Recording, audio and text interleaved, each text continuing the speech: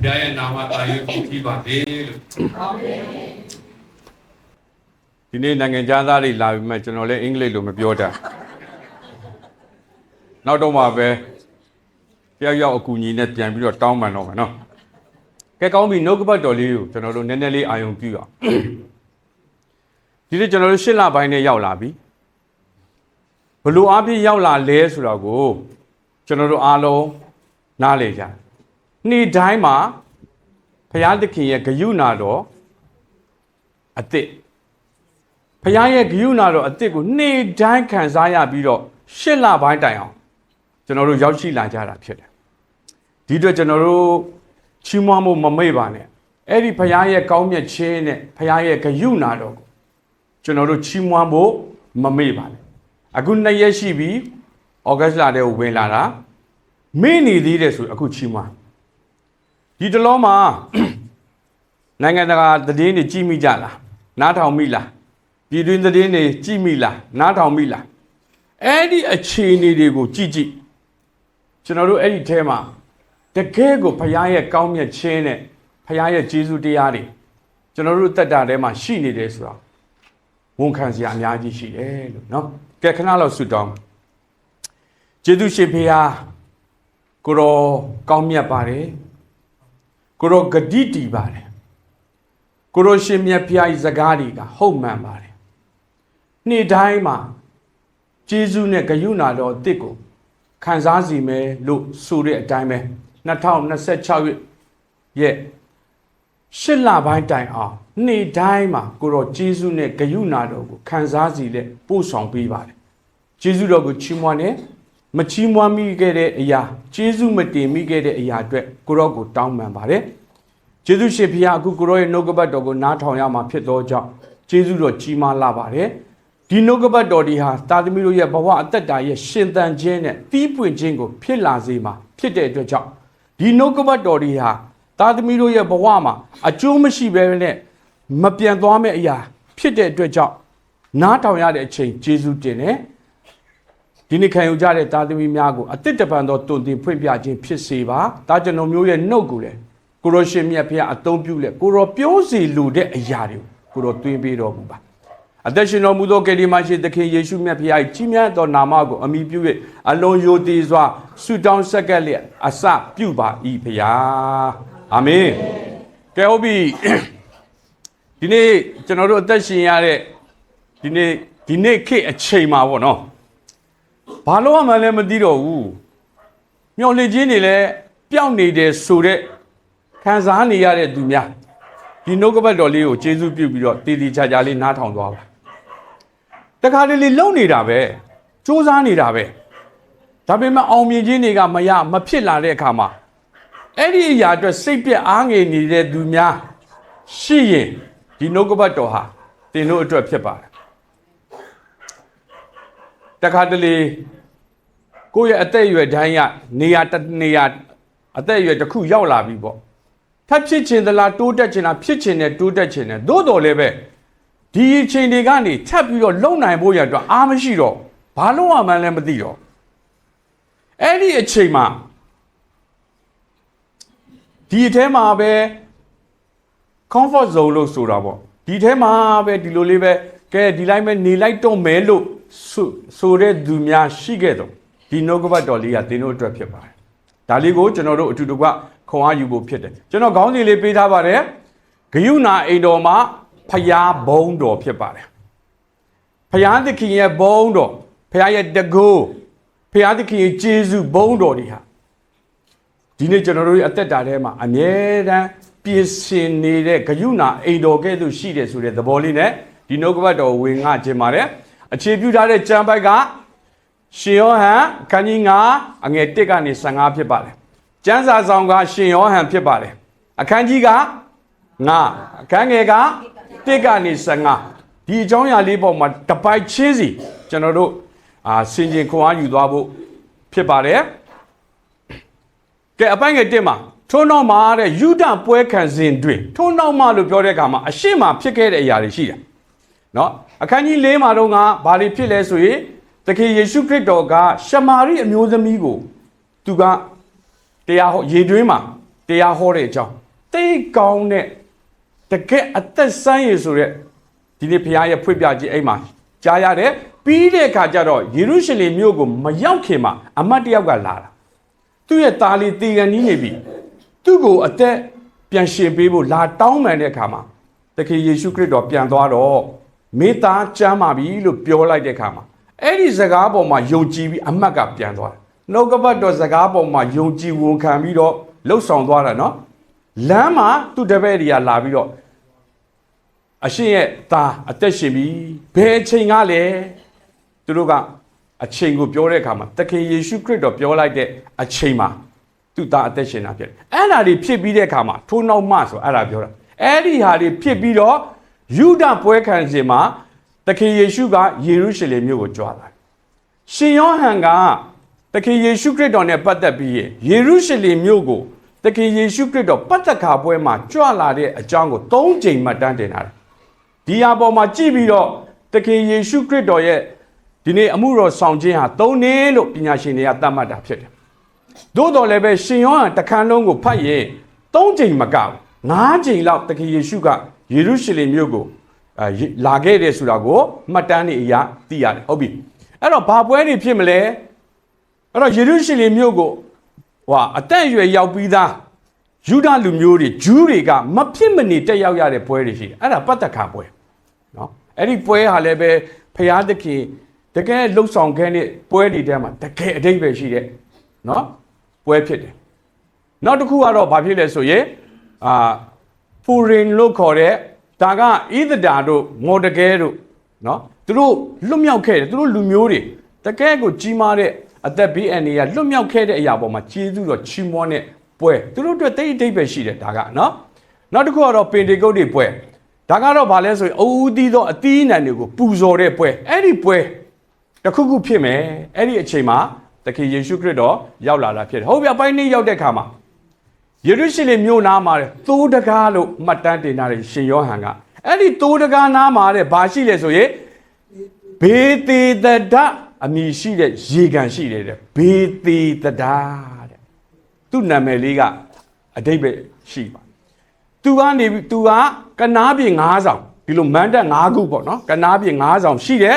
ဘေသေသဒဆိုတဲ့ရေကန်ကိုသခင်ယေရှုခရစ်တော်ရောက်လာတယ်ဘာကြောင့်ရောက်လာတယ်ဘာရည်ရွယ်ချက်နဲ့ရောက်လာလဲတော့ရှင်ယောဟန်ကမဖော်ပြထားဘူးကဲအဲ့ဒီဘေသေသဒဆိုတဲ့နာမည်လေးဘေသေသဒဆိုတဲ့အဲ့ဒီအဲ့ဒီစကားလေးရဲ့အဓိပ္ပာယ်ကဘာလဲဆိုရင်ဂယုဏတော်ဂယုဏအိမ်နဲ့ House of Mercy ကျေးဇူးတော်အိမ် House of Grace ဆိုတဲ့အဓိပ္ပာယ်ရှိတယ်ကျွန်တော်ကဒီအန်တီတုံအိမ်ပေါ့အခုတည်းဒီနှုတ်ကြိုးနေတယ်တချို့ကလည်းအန်တီတုံအိမ်အန်တီအေးတောင်းအိမ်နေသွားတဲ့လူတွေကိုဆွဲပြီးပြောတော့ကျွန်တော်ကတတ်တတ်မှမှနာမည်လေးတစ်ခုပေးမယ်ဆိုကျွန်တော်အဲ့နာမည်လေးအရင်သဘောကျတယ်ဘေသေသဒဆိုတဲ့နော်အဓိပ္ပာယ်ကဂယုဏအိမ်ကျေးဇူးတော်အိမ်ဆိုတဲ့အဓိပ္ပာယ်ရှိတယ်ကြကောင်းပြီအဲ့ဒီမှာဘယ်သူတွေရှိလဲဆိုရင်မျက်စိကန်းတဲ့လူခြေမစွမ်းတဲ့လူကိုပိန်ခြောက်တဲ့လူလို့ရှင်ယောဟန်ကမှတ်တမ်းတင်တယ်တိတိတသာဒီသုံးမျိုးကိုနော်ဖော်ပြပြီးတော့မှတ်တမ်းတင်ထားတယ်ပြီးတဲ့အခါမှာအနာယောဂဆွဲသောသူများအပေါင်းတို့သည်အများကြီးပဲအဲ့ဒီနေရာမှာလာပြီးတော့သူတို့လာစုဝေးနေကြတယ်ဘာလို့ဖို့လဲရေလှုပ်ရှားခြင်းကိုမျှော်လင့်တာအဲ့ဒီကံကရေလှုပ်ရှားဖို့မျှော်လင့်နေတယ်ဆိုတာကိုတွေ့ရအဲ့တော့ဒီနေ့ခေတ်နဲ့ကျွန်တော်တို့စဉ်းစားမယ်ကျွန်တော်တို့ရဲ့လူမှုအဖွဲ့အစည်းတွေထဲမှာမျက်စိကန်းတဲ့လူကာယမျက်စိတော့မကန်းဘူးပေါ့သို့တော်လည်းပဲရှေ့ဆက်ရမယ့်အနာဂတ်မှာဘာမျှော်လင့်ချက်မှမရှိဘူးမမြင်ရဘူးလမ်းပြောင်းနေတဲ့သူတွေကျွန်တော်တို့ဒီနေ့လူမှုဝန်းကျင်ထဲမှာအများကြီးပဲဘာလုပ်ရမလဲဒီနေ့စီးပွားရေးလုပ်ငန်းသမားတွေကိုကြည့်ဘာဆက်လုပ်ရမှန်းမသိထုံးနည်း၎င်းမဲ့ဒီနေ့လူငယ်တွေဘယ်သွားမလဲဘာလုပ်ရမှာလဲနိုင်ငံခြားထွက်ရမလားပြည်တင်တန်းတက်ရမှာဘာမှမသိဘူးအများကြီးပဲခြေမစွမ်းတဲ့လူတဲ့ဒီအပေါ်မှာကျွန်တော်တို့ဘာကိုနားလဲရလဲဆိုဘဝမှာတိုးတက်ခြင်းပါတယ်လူတန်းအောင်မြင်ခြင်းနဲ့တိုးတက်ခြင်းဒါပေမဲ့အခြေအနေကမပေးဘူးတခါတလေကြာအရင်နေမရှိဘူးကျွန်တော်တို့ကိုကြောတောင်းနောက်ကန်နေမရှိဘူးဆိုတော့ခြေမစွမ်းတဲ့လူတွေဒီနေ့အများကြီးပဲ မတတ်နိုင်တဲ့အခြေအနေတူပြောတာကို6တွေ့တဲ့သူတဲ့အတိတ်ဘယ်ကနေ့တိုင်းရုန်းကန်နေရပတ်ဝန်းကျင်ကိုလေကျွန်တော်ကြံခဲ့တဲ့တစ်ခေါက်ကလည်းကျွန်တော်ပြောပြကျွန်တော်တို့ဝန်းကျင်တွေကိုသွားကြည့်ပါလူတွေရုန်းကန်နေကြရလူတွေရဲ့မျက်နှာ90တရားမှာ90ကျော်လောက်ကသူတို့ရဲ့မျက်နှာပေါ်မှာဝမ်းနေနေတာတွေစိုးရိမ်နေတာတွေသူတို့ရဲ့မျက်နှာမျက်ဝန်းတွေမှာပူပန်နေတာတွေအများကြီးပဲအဲ့ဒီအရာတွေကသူတို့ရဲ့မိသားစုသားသမီးတွေစီပါကူးဆက်တယ်ဒီနေ့ကလေးတွေလွတ်လပ်တဲ့ပျော်ပါမှုတွေကိုကြည့်လို့ရှိရင်အရင်တုန်းကကျွန်တော်တို့ဟိုးရင်ခက်နေမတူဘူးဒီအပူတွေကမိဘတွေရဲ့အပူတွေလူကြီးတွေရဲ့အပူတွေဟာသူတို့စီမှာကူးဆက်တယ်အများကြီးပဲနေ့စဉ်ရုန်းကန်နေရပြီးတော့ခန္ဓာကိုယ်ခန်းကြောက်ပြီးတော့စိတ်သက်တွေတေဆုံးနေတဲ့လူအများကြီးပဲဒါကိုကျွန်တော်တို့ပြန်ပြီးတော့နားလေရကဲဟုတ်ပြီသူတို့ဘာကြောင့်မလို့ရေလှုပ်ရှားတာကိုစောင့်နေတာလဲဆိုရင်အချိန်တန်ရင်နဲ့ကောင်းကင်တမန်ကနော်ရေကန်ကိုဆင်းလာပြီးအဲ့ဒီရေကိုလှုပ်တယ်အဲ့ဒီရေကိုလှုပ်တဲ့အခါမှာအရင်ဦးဆုံးဝင်နိုင်မှာနော်ဒါနောက်ကျလို့မရအရင်ဦးဆုံးဝင်နိုင်တဲ့လူက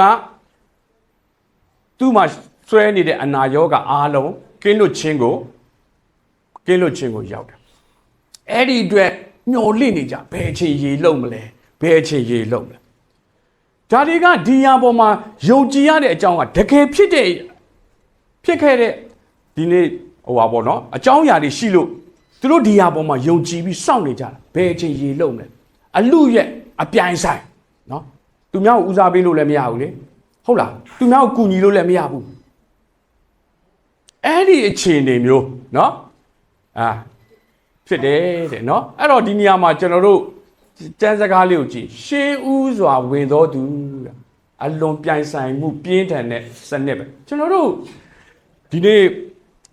လူမှုကျွန်တော်တို့အသက်ရှင်နေရတဲ့ဝန်းကျင်မှာဒါတွေအများကြီးပဲအပြိုင်ဆိုင်ပဲဘယ်သူမှဦးစားမပေးနိုင်ဘူးကျွန်တော်တို့ဒီလိုစကားလုံးလေးရှိတယ် zero sum game ဆိုတာလေပြောချင်တာကလူတစ်ယောက်အကျိုးမြတ်ရဖို့အတွက်နောက်တစ်ယောက်ကမဖြစ်မနေဆုံးရှုံးရတဲ့အခြေအနေလူငယ်တွေစကားနဲ့ပြောလို့ရှိရင်ဘယ်သူကမှအထာထားလို့မရလှင်တဲ့လူစားပဲဥရလူပဲဒီနေ့ခေတ်အဲ့လိုဖြစ်နေတယ်ဒီနေ့ခေတ်မှာအဲ့ဒီလိုမျိုးသဘောတွေဒီနေ့တွေ့ရတယ်ပြီးရင်ဒီအခြေအနေတရားကိုကျွန်တော်တို့ကြည့်တဲ့အခါမှာနော်အရင်ဦးဆုံးဝင်တဲ့လူဆိုတဲ့နေရာမှာဦးစားပေးတာမရှိအားနည်းသူအတွက်နေရာမရှိတဲ့အခြေအနေလောကကြီးဒါလေးကိုကျွန်တော်တို့တွေ့ရပါတယ်ပြီးတဲ့အခါမှာရေလှုပ်ရှားတဲ့အချိန်ကိုစောင့်နေရ thank you ရေလှုပ်ရှားတဲ့အချိန်ကိုစောင့်နေရတယ်ဆိုဒီမှာမရေရဘူးဗျဘယ်အရာကမှမရေရဘူးမခိုင်ပါဘူးကို့မှာရှိတဲ့ငွေကြေးတွေဘယ်မှာသွားထားရမလဲဘဏ်ထဲထည့်ရမလားမြေဝယ်ထားရမလားဒါတွေကလည်းအမျိုးမျိုးပေါ့ဘလို့ရင်းနှီးမြုပ်နှံရအာမခံခြင်းမရှိဘူးဗျဒီခေတ်အဲ့ဒီလိုမျိုးအခြေအနေမျိုးကိုဒီနေ့နှုတ်ကပတ်တော်မှာသဘောမှာနားလေရကဲဟုတ်ပြီအပိုင်ငယ်9မှာထိုအခါတဲ့38နှစ်ပတ်လုံးဒါက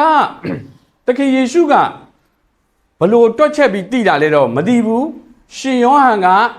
အဲ့ဒီအချိန်မှာတခင်ယေရှုခရစ်တော်နဲ့အတူရှင်ယောဟန်ကရှိနေလို့သူတစုံတစ်ယောက်ကိုမေးလို့တည်လာလားဘာလားတော့မသိဘူးဒါပေမဲ့အဲ့ဒီလူက38နှစ်လုံး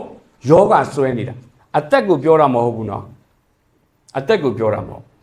သူအသက်30အရွယ်မှာယောဂဆွဲတယ်ဆိုရင်သူ့အသက်က68သူအသက်40အရွယ်မှာယောဂဆွဲတယ်ဆိုရင်သူ့အသက်က88ဒီလိုနားလေရ38နှစ်တဲ့အဲ့ဒီ38နှစ်ဆိုတာစဉ်းစားကြည့်လူသက်တမ်းရဲ့တဝက်ကျော်လောက်ရှိတယ်အဲ့ဒါယောဂဆွဲနေတာ38နှစ်လုံးမရေရာတဲ့အခြေအနေပေါ်မှာသူသွားပြီးတော့အဲ့ဒီကံဘေးမှာစောင့်နေတာဘယ်သူမှသူ့ကိုကူညီဖို့လည်းမရှိဘူးဥရလူစနစ်ပဲနော်ဥသူစာတမ်းပဲအဲ့ဒီအခြေအနေမျိုးမှာဒီဝန်းကျင်ထဲမှာ38နှစ်မရေရာတဲ့မျောလင်းချက်တွေနဲ့သူသွားနေတာ38နှစ်ဆိုတဲ့စကားကိုရှင်ယောဟန်ကတိတိကျကျဖော်ထုတ်ပြီးတော့မှတ်တမ်းတင်ထားတဲ့အကြောင်းအရာက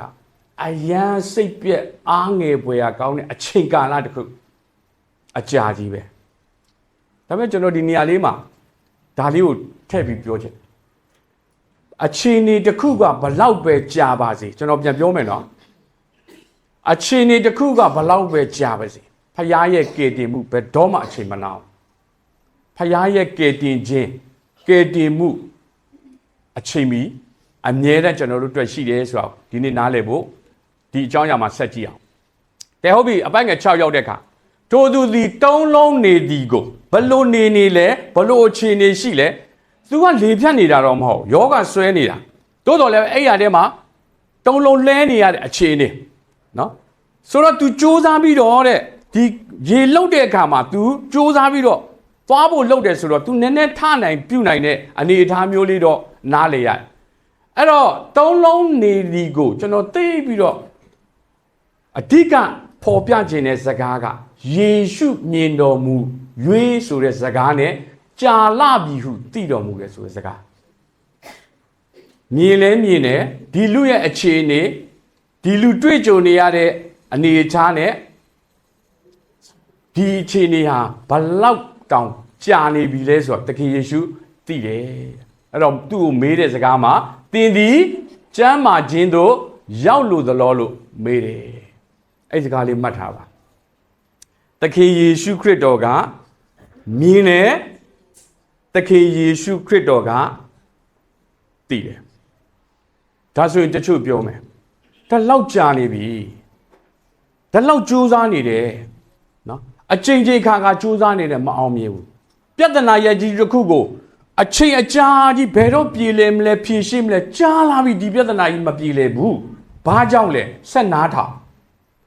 ဘာကြောင့်ကျွန်တော်တို့အသက်တာထဲမှာကြာနေရလဲဆိုတဲ့အကြောင်းရှိတယ်အဲ့ဒီအကြောင်းအရာလေးကိုဆက်ပြီးတော့နားထောင်ပေးပါတခင်ယေရှုခရစ်တော်က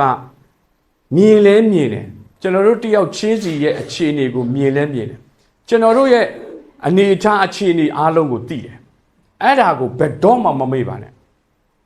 အဲ့ဒါကိုကျွန်တော်ခိုင်ခိုင်မာမာရဲရဲဝံ့ဝံ့ပြောနိုင်တယ်ကျွန်တော်တို့ရဲ့အခြေအနေကိုမြင်တယ်သိတယ်ဖရားဖြစ်တယ်ဘာကြောင့်ဒီအခြေအနေကနေပြီးတော့မလွတ်မြောက်တာလဲဒါဆိုရင်ဘာကြောင့်မလို့အခုတည်းတစ်ချိန်စ조사မရနှစ်ချိန်စ조사မရဘာလို့မအောင်မြင်တာလဲဆက်နားထောင်အဲ့ဒီမှာအဖြေရှိတယ်ကဲကောင်းပြီကျမ်းမာခြင်းကိုရောက်လို့သလားလို့မေးတဲ့စကားကလေနည်းနည်းတော့ရည်စရာကောင်းတယ်ကျမ်းမာခြင်းလို့လေ38နှစ်လုံးလေဒီရေကန်မှာရေလောက်မှာကိုလာပြီးတော့သူများတဲ့အရင်ဝင်နိုင်အောင်လာနေတာလေဘာလို့ဒီစကားမေးတာလဲ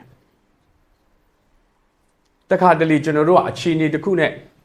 ရင်းနှီးသွားတဲ့အခါမှာဒီအနေထားတွေကနေပြီးတော့ကျွန်တော်တို့မကြော်ဖြတ်ခြင်းမယုံထွက်ခြင်းတော့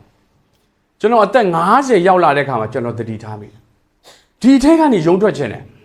ဒီ comfort zone လို့ဖြစ်လာတဲ့အနေထားကနေငါတခုခုတော့ငါထပ်ပြီးတော့လှုပ်ချင်နေဆိုရင်စိတ်တော်ရှိတယ်အဲ့ဒီအရာပေါ်မှာလွန်ဆွဲနေတယ်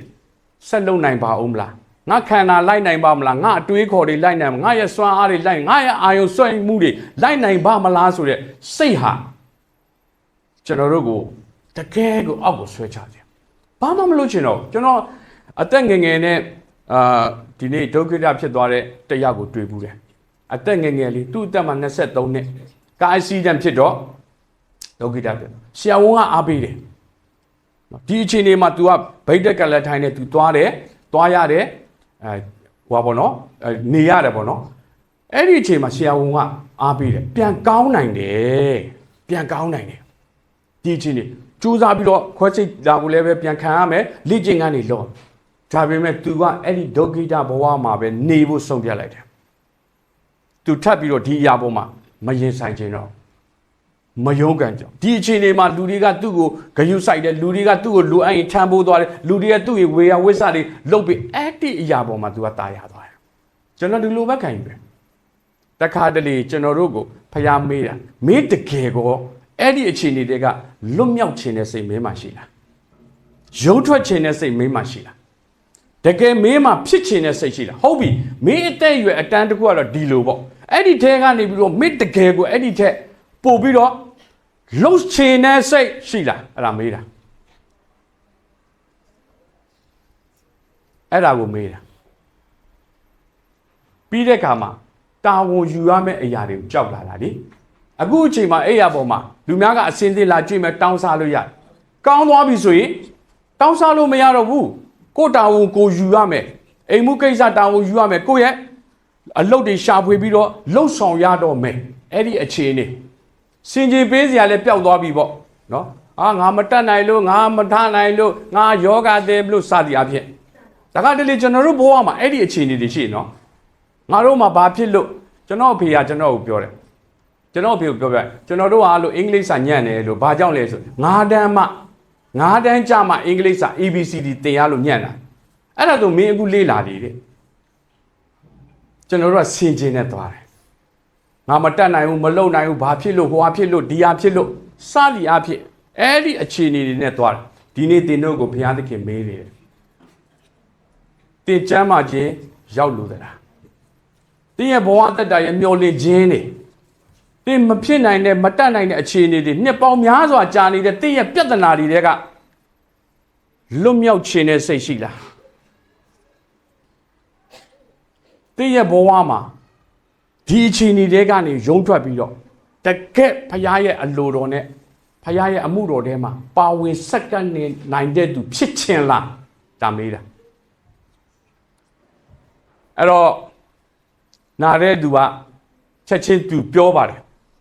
ရေလှုပ်ရှားတဲ့အခါမှာတဲ့ရေကန်တဲကိုအကျွန်ုပ်ကိုသွင်းမဲ့သူမရှိပါတေချာနားထောင်တော့အဲ့ဒါအကျွန်ုပ်သွားစဉ်တွေအခြားသူဒီကျွန်ုပ်ရှေ့မှာကျွန်ုပ်သွားတာပဲဟိုမှာရေလှုပ်နေတဲ့ကျွန်တော်သွားဖို့ကြိုးစားတဲ့သွားနေတဲ့ကြောင့်နောက်တစ်ယောက်ကဝင်သွားပြီကျွန်တော်တို့ရဲ့လူမှုဒီရင်ဆိုင်နေရတဲ့အခြေအနေမှာနော်အခုနောက်တော့ဒီလိုမျိုးသဘောတွေရှိတယ်ဦးစားပေးမှုတွေမရှိဘူးအဲ့တော့အပြိုင်ဆိုင်ပဲလေနော် zero sum game ဆိုတာတယောက်အောင်မြင်ဖို့အတွက်တယောက်ဆုံးရှုံးရမယ်ဆိုတဲ့ရုန်းကန်ပြိုင်ဆိုင်နေတဲ့ခေတ်ထဲမှာကျွန်တော်တို့ကြိုးစားတာပဲကျွန်တော်လှုပ်တာပဲကျွန်တော်တို့အားထုတ်တာပဲဒါပေမဲ့အဲ့ဒါနဲ့သွားနေတယ်အဲ့ဒီအချိန်မှာဒီနေ့ဒီနှုတ်ကပတ်တော်လေးကိုကျွန်တော်စက်လုံးသေးလို့ကျွန်တော်သေးချာဖတ်ပြယေရှုကလည်းထလော့ကိုယ်အိယာကိုဆောင်၍လှမ်းသွားလော့ဟုမိန့်တော်မူပြန်ပြောမယ်နော်ယေရှုကလည်းထလော့ကိုယ်အိယာကိုဆောင်၍လှမ်းသွားလော့ဟုမိန့်တော်မူဖခင်နှုတ်ကပတ်တော်ရောက်လာတယ်ကျွန်တော်ပြောပါမယ်ဘာလို့ကြာနေတာလဲဘာလို့မဖြစ်တာလဲဘာလို့အခုတည်းအစင်မပြေသေးတာလဲကျွန်တော်တို့ရဲ့ဘဝကျွန်တော်တို့ရဲ့အသက်တာတွေကိုဖခင်နှုတ်ကပတ်တော်အရင်ရောက်လာပါစေဖခင်နှုတ်ကပတ်တော်ကိုအရင်ကြားဖို့လုပ်ပါအဲ့ဒါအဖြေပဲဒီနေ့အဲ့ဒီနှုတ်ကပတ်တော်မရှိနေတဲ့၍အဲ့ဒီနှုတ်ကပတ်တော်မကြားထားတဲ့၍ကျွန်တော်တို့ဘဝအသက်တာမှာဖခင်အကြီးကြီးဘာမှလုပ်လို့မရဘူးအဲ့ဒီနှုတ်ကပတ်တော်ပေါ်မှာဖခင်ကအလုံးလုံးတာသက်တာလောနေမြို့မှာရှိတဲ့ယုံကြည်သူတွေကိုတမန်တော်ရှင်ဘောလူပြောတဲ့အခါမှာမင်းတို့ရလိုက်တဲ့နှုတ်ကပတ်တော်ကိုတဲ့မင်းတို့ကစကားလိုပဲခံယူတာမဟုတ်ဘူးတဲ့စကလုံးလိုပဲခံယူတာမဟုတ်ဖခင်ရဲ့စကားလိုခံယူပြီးတော့အဲ့ဒီနှုတ်ကပတ်တော်တိုင်းအသက်ရှင်တော့မင်းတို့ရဲ့အသက်တာထဲမှာကြီးကျယ်တဲ့ကြီးစွာသောဆင်းရဲခြင်းတွေရှိပေမဲ့တဲ့ဝမ်းမြောက်ခြင်းကိုဖြစ်လာတာတဲ့သူတစ်ပါးတွေအတွက်ပုံသက်တည်တွေဖြစ်လာတာတဲ့အဲ့ဒါပြောတာနှုတ်ကပတ်တော်အရင်ရောက်ပါစေအဲ့ဒီနှုတ်ကပတ်တော်ကစကားလုံးမဟုတ်ဘူးစာကြောင်းတွေမဟုတ်ဘူးအဲ့ဒီနှုတ်ကပတ်တော်ကကျွန်တော်တို့ရဲ့အသက်တာထဲမှာပြုပြင်ပေးမဲ့အရာဖြစ်တယ်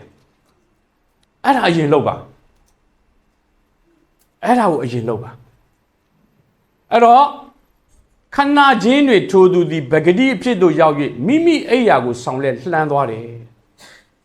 immediately ရှင်ယောဟန်ကရေးတဲ့အခါမှာချက်ချင်းပဲရောက်လာတဲ့နှုတ်ကပတ်တော်ပေါ်မှာအဲ့ဒီလူကကျွန်တော်မထနိုင်လို့လဲနေတာလေဘယ်လိုလုပ်ထမှာလဲဆိုတဲ့ complaint မလားချက်ချင်းထကျွန်တော်ပြောပြရစီဖခင်ရဲ့နှုတ်ကပတ်တော်ဟာကျွန်တော်တို့ဒါမှန်လားမှားလားဒါလုပ်ရမလားမလုပ်ရဘူးလားရွေးချယ်နေရမယ်အရာမဟုတ်ဘူးနှုတ်ကပတ်တော်ဒီကျွန်တော်တို့နားထောင်ရမယ်အရာအဲ့ဒီနှုတ်ကပတ်တော်ဒီကထပ်ပြောမယ်စကားမဟုတ်ဘူးစာတွေမဟုတ်ဘူးဖခင်ရဲ့တကိုးတော်တွေအဲ့ဒါဖခင်ရဲ့တကိုးတော်နဲ့ပြုပြင်ပေးဖို့ဖြစ်လာတဲ့အရာတွေ ဒီလူကကြားလိုက်တဲ့နှုတ်ကပတ်တော်ပေါ်မှာဘာစင်ကြီးမှမပေးဘူးဘာစောရကမှမတက်ဘူးအဲ့ဒီနှုတ်ကပတ်တော်အတိုင်းနားခံပြီးတော့နားထောင်ပြီးတော့သူလှုပ်သွားတယ်သူချက်ချင်းအဲ့ရကိုဆောင်ရလှမ်းသွားတယ်ဆိုတာတွေ့ရဒီနေ့ထလောအရင်ဦးဆုံးကျွန်တော်ဒါလေးပြောချင်ပါတယ်ဒီနေ့ဘဝမှာဖခင်ရဲ့နှုတ်ကပတ်တော်တွေကျွန်တော်တို့ရဲ့အသက်တာမိသားစုကျွန်တော်တို့ရဲ့အသင်းတော်ထဲမှာအရင်ဆုံးအဲ့ဒီနှုတ်ကပတ်တော်ကိုကြားပါစေအဲ့ဒီနှုတ်ကပတ်တော်ဟာကျွန်တော်တို့အတွက်ပြင်ဆင်လှုပ်ဆောင်ပေးနိုင်တဲ့တကူဖြစ်တယ်အဲ့ရကိုဆောင်သွားတယ်မင်းရဲ့အဲ့ရကိုဆောင်သွားထားခဲ့လိုက်တော့နော်တခါတည်းအဲ့ရကိုမထားခဲ့ခိုင်းဘူးတခါတည်းယူသွားတခါတည်းမထမ်းသွားလိုက်တော့အဲ့ဒီအဲ့ရက38နှစ်လုံးလုံးသူ့ကိုထမ်းလာတာအခုမဟုတ်မင်းပြန်ထမ်းလုံးဝပြောင်းပြန်လုပ်လိုက်ဒါတွေထားခဲ့လိုက်တော့မင်းရဲ့ကိုအပြစ်တွေနေတာတွေညီးတွားနေတာတွေစိတ်ပြက်လက်ပြက်ဖြစ်နေတာတွေထားခဲ့လိုက်အခုမင်းအတွက်နှုတ်ကပတ်တော်မင်းထပြီးသွားတော့လှမ်းသွားပါဖယားနဲ့အတူဖယားပေးတဲ့ရည်ရွယ်ချက်အသက်တာတင်တဲ့လောကကြီးကိုလှမ်းသွားဘယ်လိုသိမှာနှုတ်ကပတ်တော်ရောက်လာတဲ့အခါမှာငါဘယ်လိုအသက်ရှင်ရမလဲဘယ်လိုလှမ်းရမလဲဘာလုပ်ရမလဲဆိုအဲ့ဒါသိရတာအဲ့ဒါကိုသိလာတာအဲ့ဒီနှုတ်ကပတ်တော်ကနေပြီးကျွန်တော်တို့အတွက်တုံတင်မှုတွေဖြစ်လာတယ်အဲ့ဒီနှုတ်ကပတ်တော်ကကျွန်တော်တို့အတွက်လမ်းပြမှုတွေဖြစ်လာတယ်အဲ့ဒီနှုတ်ကပတ်တော်ကကျွန်တော်တို့အတွက်ဘာလို့ဆုံးဖြတ်ရမလဲဆိုတဲ့အရာကိုဖြစ်လာစေတာမသွားနဲ့ဒါကိုမလုံးနဲ့ဒီနေရာကိုသွားဒီဟာကိုလှုပ်ဆိုတာအဲ့ဒီနှုတ်ကပတ်တော်အပြင်ဖခင်ကလမ်းသွားဖို့ပြင်ဆင်ပေးတာဒါကြောင့်လို့အဓိကအရေးကြီးတဲ့အချက်ကိုကျွန်တော်ထပ်ခါတက်ကပြောနေတယ်နော်အဲ့ဒါကိုဘယ်တော့မှမမေ့ပါနဲ့ကဲကောင်းပြီအဲ့တော့သူအဲ့ရကိုလှမ်းသွားတဲ့အခါမှာနှုတ်ကပတ်တော်မှာဘာတွေ့ရလဲဒီမှာဆုံးတဲ့အတိုင်းပေါ့နော်ပါရီရှဲတွေကဒါဥပုံတွေဖြစ်တယ်မင်းအဲ့ရကိုမဆောင်သင့်ဘူးမသိဘူးကျွန်တော်ကိုကြမ်းမာခြင်းရောက်ခိုင်းတဲ့လူကမင်းအဲ့ရကိုဆောင်သွားဆိုလို့ကျွန်တော်ကဆောင်သွားတာအဲ့လူကဘယ်သူလဲမသိဘူးဘယ်သူလဲသူလည်းတကယ်မသိဘူးဘာကြောင့်လဲဆိုရင်ကျမ်းစာမှာရှင်ယောဟန်ကဘယ်လိုမှတ်တမ်းတင်တာလဲဆိုတော့အဲ့ဒီသူယောဂပျောက်ကင်းအောင်လုပ်ပေးတဲ့လူ तू မသိဘူးတဲ့သခင်ယေရှုခရစ်တော်ကသူ့ကိုကုသပေးပြီးတဲ့အခါမှာ तू ကသူတိတ်လေးထွက်သွားတဲ့အတွက်ကြောင့်ဖြစ်တယ်ပြီးတဲ့အခါမှာ15မှာတိတ်ပဲရှိပါတယ်အဲ့ဒီနှုတ်ကပတ်တော်လေး15ရောက်တဲ့အခါမှာထိုးနောက်မှာယေရှုဒီဗိမာန်တော်၌ထိုသူကိုတွေ့တော်မူလေဒီလူကျမ်းမာပြီးတော့ဘယ်သွားတာလဲဒီလူကျမ်းမာပြီးတော့ဘယ်သွားတာလဲဗိမာန်တော်ကိုသွားတာအဲ့ဒီဗိမာန်တော်ကိုသွားတဲ့သူကိုသခင်ယေရှုခရစ်တော်ကလာပြီးတော့တွေ့တယ်ဆိုတာတွေ့ရပြောသွားတယ်တာယေဆိုးသောဘေးနှင့်ကင်းလွတ်မိကြောင်းနောက်တပံဒုစရိုက်ကိုမပြုတ်နဲ့လို့မိန့်တော်မူတယ်အမတန်ကောင်းတဲ့ဆုံးဖြတ်ချက်နဲ့သူအဲ့ဒီလူကကျမ်းမာခြင်းရောက်လာတဲ့အခါဗိမာန်တော်ကိုရောက်ခန္ဓာကျမ်းမာခြင်းရောက်ပြီးခံစားရပြီးတဲ့အခါမှာသူဗိမာန်တော်ကိုရောက်လာတယ်ဆိုတော့ဒီနေရာမှာလေဖယားသခင်ကကျွန်တော်တို့ရဲ့ရုပ်ပိုင်းဆိုင်ရာပြဿနာကိုပဲဖြေရှင်းပေးနေတာမဟုတ်ဘူးတဲ့ဒါကြောင့်မလို့ဖယားကြောင့်တက်ပါဒါလေးလည်းမှားခြင်းတယ်ကျွန်တော်တို့ရဲ့ဝိညာဉ်ရေးရာကိုပါအမြဲတမ်းဂရုစိုက်တဲ့ဖယားဖြစ်ဒါသိအရေးကြီးလို့ခန္ဓာကျမ်းမာခြင်းနဲ့တကွဝိညာဉ်ရေးရာအသက်တာကျမ်းမာဖို့အရန်အရေးကြီးတယ်အဲ့ဒါကိုပါဂရုစိုက်တဲ့ဖယားသခင်ကဂရုစိုက်တဲ့ဖယားဖြစ်တယ်ဒီနေ့ကျွန်တော်တို့ဒီမှာလာပြီးတော့တနင်္ဂနွေနေ့မလို့အသင်းတော်ရဲ့တတ်မှတ်ထားတဲ့အချိန်မှာလာဝတ်ပြုနေတာလောက်ပဲမထင်နဲ့ဒီနေရာမှာဝိညာဉ်တော်အလုံးလုံးတဲ့နေရာဖြစ်တယ်ဒီနေ့ဝိညာဉ်တော်ကဒီမှာထိုင်နေတဲ့လူတွေအဲ့ဒီအခြေအနေကိုမြင်နေတယ်သိနေတယ်အဲ့ဒီဝိညာဉ်ရေးရာအခြေအနေကိုတခြင်းတပုတ်အပြင်ဖြစ်မယ်ကျမ်းပိုက်တစ်ပိုက်အပြင်ဖြစ်မယ်နှုတ်ကပတ်တော်တပုတ်အပြင်ဖြစ်မယ်ဖယားသခင်အလုံးလုံးနေမှာပြင်ဆင်နေပါဖြစ်တဲ့အတွက်ကြောင့်ဒီနေ့ဝတ်ပြုနေရတာအမတာမတန်ဖိုးကြီးပါတယ်ဖယားเจ้าကိုလာပါဝတ်ပြုပါအသက်တာရဲ့ပြုပြီးကျိတ်နေခံရတယ်အဲ့ဒါမြန်လေးပေါ့ပါလေးနဲ့ဘဝကိုဆက်ပြီးတော့အင်းနဲ့အားနဲ့ရှင်းတန်ခြင်းနဲ့ဆိုတစ်ဖယားရဲ့နှုတ်ကပတ်တော်ကြောင်းအောင်လုပ်ပါဖယားရဲ့နှုတ်ကပတ်တော်အတန်မခံသွားပါစေနဲ့တစ်နှစ်ဖယားကိုဝတ်ပြုပါ အဲ့ဒီအရာဟာကျွန်တော်တို့အသက်တာရဲ့ခန္ဓာပိုင်းဆိုင်ရာကောဝိညာဉ်ပိုင်းဆိုင်ရာကောဖခင်ရဲ့တကူတော်နဲ့ပြုပြင်ခြင်းကိုရောက်လာတဲ့အခါမှာဘဝမှာကျွန်တော်တို့မျှော်လင့်ထားတဲ့အရာတွေမကြဘဲနဲ့ကျွန်တော်တို့အမြန်ဆုံးလှုပ်ဆောင်နိုင်မှာအောင်မြင်နိုင်မှာဝမ်းမြောက်စရာတွေနဲ့အတွေ့အကြုံခံစားရမှာဖြစ်တယ်လို့ဒီနေ့နှုတ်ကပတ်တော်နဲ့ခွန်အားပေးပါတယ်။ဩဂုတ်လတစ်လလုံးမှာဒီနှုတ်ကပတ်တော်အပေါ်မှာယုံကြည်ပြီးလုပ်ကြည့်ပါ။တစ်နှုတ်ကပတ်တော်အတန်နေ့တိုင်းကြားအောင်လုပ်ပါ။ကျင်းစီအသက်တာထဲမှာတကူတော်အဖြစ်ပြုပြင်နဲ့ထူးခြားတာကိုခံစားရပါ။ဖခင်ကိုဝတ်ပြုပါ။ဗိမာန်တော်ကိုလာပြီးဝတ်ပြုတာရှိလို့အိမ်မှာလည်းပဲဖခင်ကိုဝတ်ပြုပါ။အသက်တာမှာထူးခြားတဲ့ဖခင်ရဲ့ပြင်ဆင်တဲ့ဂယုဏအိမ်တော်ကဖခင်ဘုန်းတော်ကိုခံစားရမှာဖြစ်တယ်လို့ဒီနေ့နှုတ်ကပတ်တော်နဲ့အားပေးပါတယ်။ရောက်စီတိုင်းပေါ်မှာဖခင်ရဲ့ကောင်းချီးရှိပါစေ။